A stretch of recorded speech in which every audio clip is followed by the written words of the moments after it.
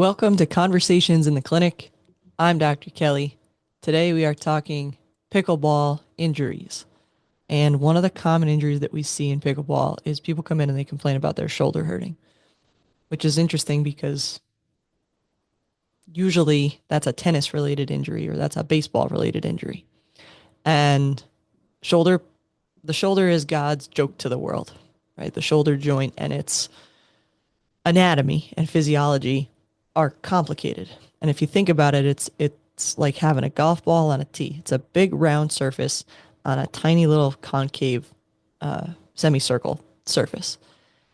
So the anatomy is inherently unstable in a shoulder, which is why we have a lot of musculature around the shoulder to keep it in its socket joint, while at the same time allowing us to move in every plane of motion in fast and slow and controlled and lifting heavy stuff overhead and carrying things overhead or next to us. Your shoulder's incredible. So I want to talk about why strains of a shoulder are so common in pickleball, right? It's a fast-paced sport, requires repetitive motions, usually down below your waist, occasionally up overhead if you're going to go for a lob or you're going to smash it on somebody, right?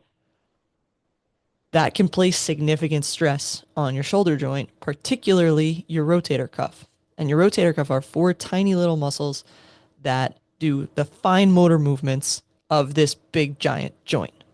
Now, muscles and anatomy are really cool, and there's no mistakes in our design. The muscles in your eye, tiny, tiny, tiny little muscles, because they have to control tiny, tiny, tiny little movements. The muscles in our fingers and our hands, tiny little muscles because they have to do these tiny, fine motor movements.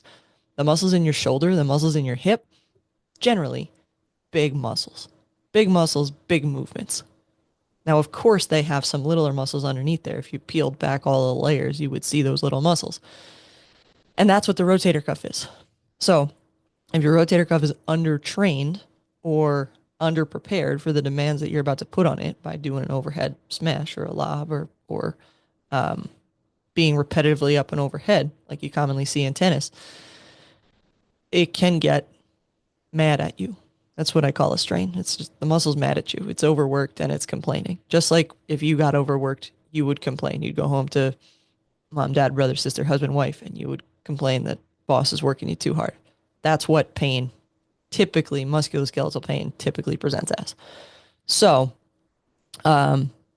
improper mechanics, weakness can lead to tears in those tendons, especially if your technique is poor. So they often happen because of overuse and repetition. What I find in pickleballers is they learn the game on Monday, they play it for 20 hours that week, and by Saturday they're calling me up and they're saying, "Hey, my shoulder, my hip, my knee, my ankle, something hurts." Right? And it's that behavior change if they went from totally inactive and sedentary to now playing a great sport without really thinking that it's a sport that's putting strain on their body, and it is. So overuse is a common reason why that happens. The second is improper mechanics. Um, a lot of people tend to rely specifically on the strength in their pec and their shoulder to hit balls overhead and to smash them hard.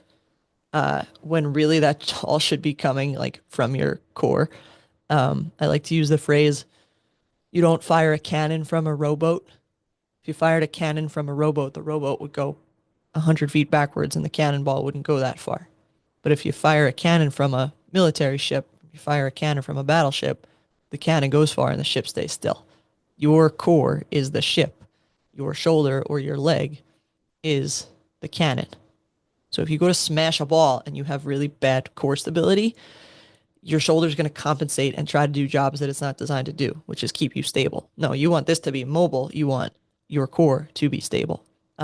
So that kind of falls into improper mechanics and weakness in those stabilizing muscles.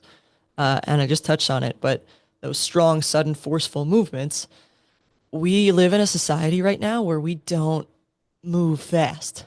Rarely do we move fast. And I use the component of muscles using power, right? Power is a short burst, a lot of motion in a short amount of time. Think about putting your luggage into the overhead bin. You never see anybody, squat down and put that up on their shoulders and slowly rise it up and put it in. It's a powerful motion. We just do it efficiently. We take the luggage and we put it up there.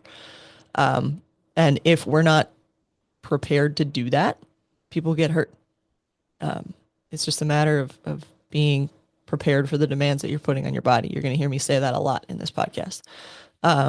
So over time, it might not happen on the first one or the second one, but over time, there's going to be a straw that breaks the camel's back, and you're going to go for an overhead smash, or you're going to go to serve it, and you're going to go, hey, something doesn't feel right in here. And that's where you end up walking through my door and sitting on my treatment table.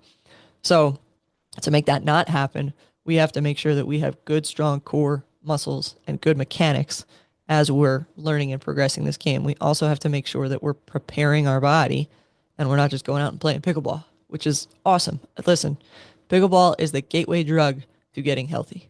I think it's the sport that's going to save America. But only if we treat our bodies in such a way that they can respond to the demand that we're asking it. So that is shoulder rotator cuff pathology in a nutshell. That's a really, really complicated joint that I probably offensively oversimplified here. But the purpose of this is to put this into layperson terms so we can understand what's going on. How do we fix it? How do we prevent it? I'm going to put a YouTube series together on preventing shoulder injuries in pickleball. I will link that to this podcast episode so you can have practical advice on it. But I just wanted to start somewhere and explain that to you guys. I appreciate you. Thank you for spending some time and your attention with me today. Keep moving, keep getting better every day.